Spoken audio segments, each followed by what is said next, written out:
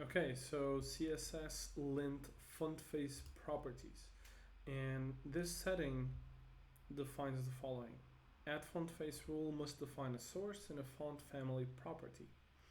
So,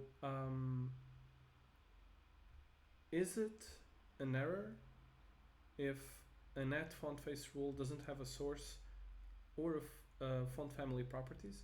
Well, yes, because if you have an add font face rule without font family, that means uh, you you're not giving it a name, which means you cannot reference this add font face rule, or you can't reference this font anywhere on your website or application.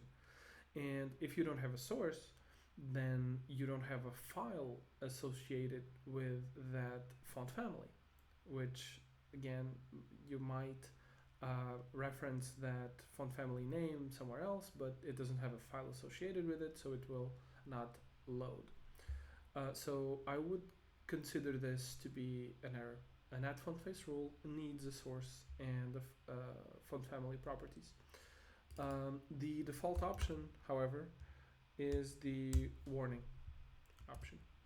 And you can see that by just going to the default settings and see that by default it's set to warning.